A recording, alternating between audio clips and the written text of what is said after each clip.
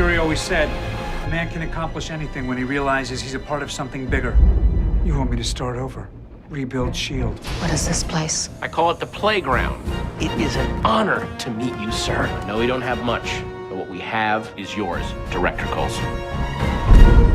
We are here at a special Season 2 premiere event for Marvel's Agents of S.H.I.E.L.D., which premieres on ABC.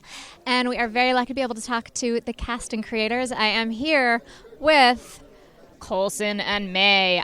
Director Coulson this time around. It never gets old. So the season is kicked off, and in this first episode, we see a little bit of a change dynamic between May and Coulson. You know, you're officially in charge now. You're still kind of supposed to be watching him, not watching him. How does that work this time around? Definitely keeping an eye on him. And I think that's part of his order, too, to make sure that things are going accordingly. But he has, you know, as a director, you can explain your new responsibilities. Well, you were always under orders to keep an eye on me and to deal with any side effects of the GH325 from Director Fury. And then when everything hit the fan in Captain America the Winter Soldier, and I ended up, Coulson, whatever.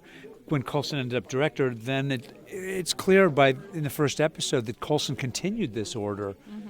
And it becomes a thing where he's clearly in the grips of whatever some of the side effects that may or may not lead to what happened to Garrett. And you're the one who's supposed to watch him. You seem to have given him a bit of an order, if anyone could give him an order, that he has to stay away from field ops.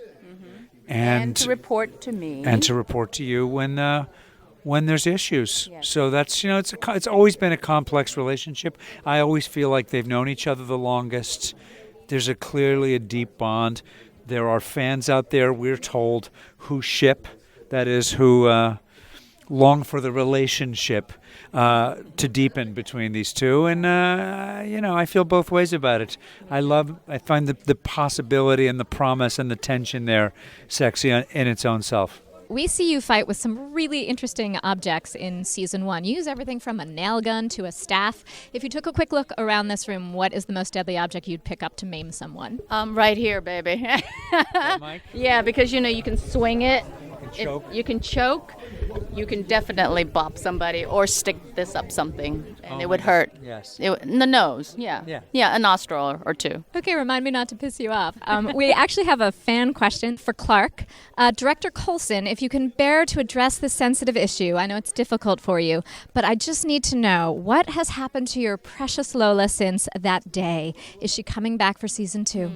Chin quiver. I know. Nostril flare. Eye glisten. You know, she took a lot of damage and nearly bit the big farm with Coulson and Agent Sky in there. And then Deathlock shooting at her. She really, the old girl's had some physical issues. On the other hand, also in a world where Agents of S.H.I.E.L.D. have to be in the shadows and are kind of being hunted down by pretty much everyone on the planet, the gleaming red flying Corvette may have to kind of take a back seat, so to speak, a little bit, at least out of the gates.